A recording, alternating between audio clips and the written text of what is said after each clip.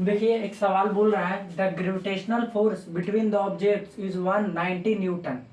ठीक है ना।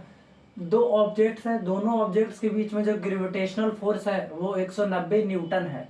At what distance should the objects be kept, कितने दूरी पर दोनों ऑब्जेक्ट्स को रखा जाना चाहिए so that the force between these two objects becomes 380 Newton. तो उन दोनों ऑब्जेक्ट्स को कितने दूरी पर रखा जाना चाहिए कि अब दोनों बीच दो ऑब्जेक्ट्स के बीच में ग्रेविटेशनल फोर्स 390 न्यूटन हो जाए, मतलब पहले का 2 गुना हो जाए, क्योंकि पहले 190 न्यूटन था, अब कितना हो जाए 380 न्यूटन। तो 190 इंटू 2 380 न्यूटन। तो देखिए हमको पहले जितने दूरी पर जो ऑब्जेक्ट्स थे उनके बीच में ग्रेविटेशनल फोर्स था 190 न्यूटन, अब उनको कितना दूर रखें कि उनके बीच का फोर्स डबल हो जाए, ठीक है ना, 380 न्यूटन हो जाए।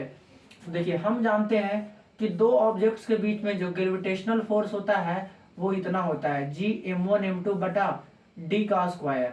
डी मान लेते हैं यहाँ पर। देखिए ये ऑब्जेक्ट है, मान लेते हैं m1 मास का कोई ऑब्जेक्ट है, m1 मास का, ठीक है ना, और ये आपका m2 मास का एक ऑब्जेक्ट है कोई, ठीक है ना। ये m1 मास का कोई ऑब्जेक्ट है और ये m2 मास का कोई ऑब्जेक्ट है, ठीक है।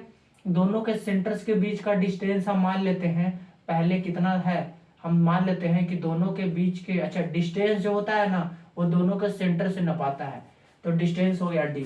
तो ये पहला कंडीशन है, ये पहला कंडीशन है। हम मान लिए कि दो ऑब्जेक्ट्स था, m1 m2 उसका मास था, दोनों के बीच में ग्रेविटेशनल फोर्स लग रहा है। ये m1 बॉडी का ऑब्जेक्ट इधर m2 को अपने तरफ खींचेगा, ठीक है ना, और ये m2 का ऑब्जेक्ट m1 को अपने तरफ खींचेगा, ट्रैक करेगा ग्रेविटेशनल फोर्स लगा के। तो हम मान लिए कि दोनों ऑब्जेक्ट्स का एक का मास है m1, एक का मास है m2, दोनों के बीच के सेंटर्स के बीच का डिस्टेंस है d। तो उनके बीच में ग्रेविटेशनल फोर्स हम मान लिए F लग रहा है, F। तो F बराबर क्या हो गया G इंटू m1 m2 बटा डी का स्क्वायर। G क्या है ग्रेविटेशनल कांस्टेंट, F क्या है दोनों के बीच में लगने वाला gravitational force. m1 first body का मास, m2 सेकंड बॉडी का मास, d क्या है दोनों ऑब्जेक्ट्स के सेंटर्स के बीच का दूरी, कि दोनों ऑब्जेक्ट्स के केंद्र के बीच का कितना दूरी है, g ग्रेविटेशनल कांस्टेंट, इसका वैल्यू फिक्स होता है। तो अभी कितना न्यूटन फोर्स लग रहा है, तो अभी फोर्स है 180 न्यूटन, मतलब F का वैल्यू दिया हुआ है कि 180 न्यूटन है। बोल रहा है दोनों ऑब्जेक्ट्स को कितने डिस्टेंस पे रख दें कि उनके बीच का फोर्स डबल हो जाए, कितना हो जाए डबल। अच्छा हमको मास तो नहीं बदलना है, ठीक है, हम वो बोल रहा है कि m1 और m2, अच्छा फोर्स डबल करना है, फोर्स डबल करना है। तो फोर्स देखिए अगर डिस्टेंस बढ़ाएंगे तो फोर्स घटेगा, इनवर्सली प्रोपोर्शनल है ना फोर्स और डिस्टेंस। तो अगर दोनों ऑब्जेक्ट्स के बीच का दूरी ज्यादा करेंगे तो ग्रेविटेशनल फोर्स उनके बीच में कम हो जाएगा। अगर दोनों के बीच में डिस्टेंस कम करेंगे तो डिस्टेंस कम होगा, तो दोनों के बीच में ग्रेविटेशनल फोर्स बढ़ जाएगा। और ग्रेविटेशनल फोर्स तो बढ़ा ही है, 190 न्यूटन से 380 न्यूटन आया है, मतलब पहले से भी कम दूरी पे दोनों होगा, ठीक है ना। ये m1 ये m2 का ऑब्जेक्ट है। अब हम मान लेते हैं कि दोनों के सेंटर्स के बीच का जो दूरी है दोनों को नजदीक ला दिए और दोनों के बीच का डिस्टेंस मान लेते हैं d1। हमको थोड़ी पता है कितने डिस्टेंस पे हम रखे हैं, तो हम मान लिए कि दोनों के सेंटर्स के बीच का डिस्टेंस अब कितना है d1। तो इस समय हम फोर्स मान लिए कितना है इनके बीच में F1, और F1 का वैल्यू कितना दिया हुआ है 380 न्यूटन फोर्स हो रहा है।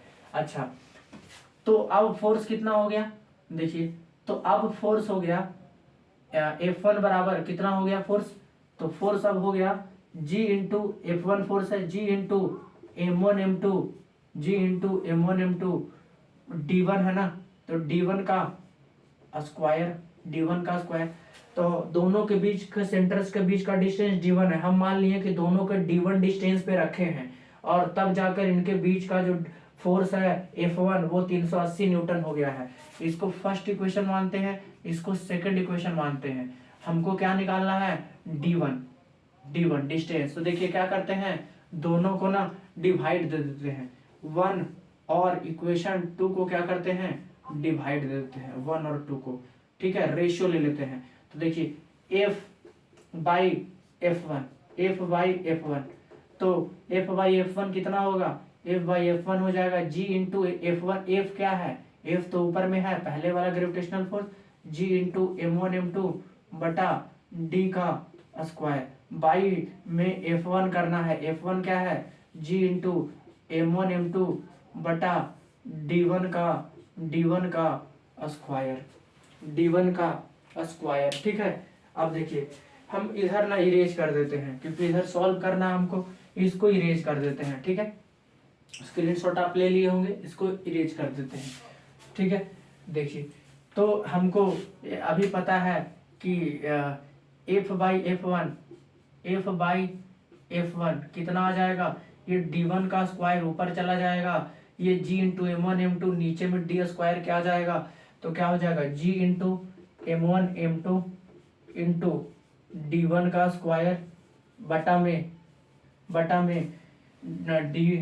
में D स्क्वायर तो था नीचे में, into G into M1 M2, G से G कट गया, M1 से M1 कट गया, M2 से M2 कट गया, ठीक है ना। और पहले वाला फोर्स हमको दे रखा है, तो पहले वाला फोर्स है, पहले वाला फोर्स 190 न्यूटन, तो 190 न्यूटन। F1 तो बाद का फोर्स माने थे ना, हम F1 तो बाद का फोर्स माने थे, जब दोनों के बीच का डिस्टेंस हम D1 कर दिए तो हम मान लिए थे इनके बीच का फोर्स हो गया F1। तो F1 कितना करना है, दोनों के बीच का फोर्स 380 न्यूटन करना है, तो दोनों के बीच का डिस्टेंस 380 न्यूटन है, नया वाला फोर्स जब हम उनको D1 डिस्टेंस पे रखे तब, तो F1 का वैल्यू कितना है 390 न्यूटन, ठीक है। ये क्या है ऊपर में D1 का स्क्वायर बाई D का स्क्वायर, D क्या है ओरिजिनल डिस्टेंस, D क्या है यहाँ पर ओरिजिनल डिस्टेंस, जब बॉडी शुरू में D डिस्टेंस पे था तो उनके बीच में ग्रेविटेशनल फोर्स 190 न्यूटन था शुरू में, कट गया दो बार में, हमको तो D1 निकालना है ना कि कितने डिस्टेंस पे उनको रखे हैं, तो D1 का स्क्वायर उधर ही छोड़ देते हैं, और D स्क्वायर इधर लाते हैं, तो D स्क्वायर इधर लाएंगे और 2 नीचे में है, तो D स्क्वायर बाई 2 स्क्रीन पे आ रहा है, ठीक है। तो D1 का स्क्वायर बराबर क्या आ गया, D1 का स्क्वायर बराबर आ गया D का स्क्वायर बटा 2, क्योंकि D1 का स्क्वायर है, हमको तो D चाहिए ना, D1 चाहिए, D1 का स्क्वायर बराबर है D का स्क्वायर बटा 2, हमको तो D1 चाहिए, तो D1 लिखेंगे, इधर स्क्वायर हटेगा तो D1 का वैल्यू इधर आने पर इनका स्क्वायर रूट चढ़ेगा, क्योंकि D स्क्वायर बराबर है D स्क्वायर बाई 2, तो D1 बराबर कितना होगा D स्क्वायर का अंडर रूट तो कितना, सिर्फ D, 2 का अंडर रूट तो कितना √2, तो यानी कि नया वाला डिस्टेंस कितना हो गया, ओरिजिनल डिस्टेंस का 2 से डिवाइड देना पड़ेगा, यानी कि हमको अब नया वाला डिस्टेंस दोनों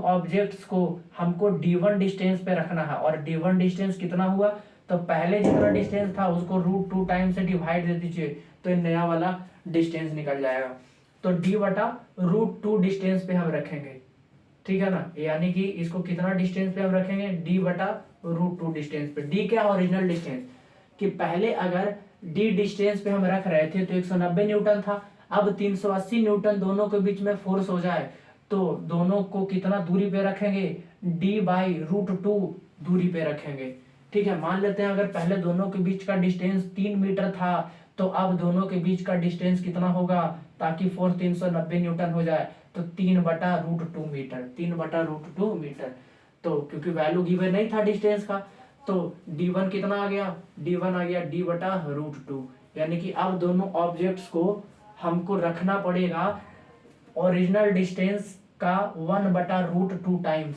पर रखना पड़ेगा, D बाई √2 डिस्टेंस पे रखेंगे तब जाकर उनके बीच में फोर्स हो जाएगा 380 न्यूटन, ऑप्शन नंबर सी।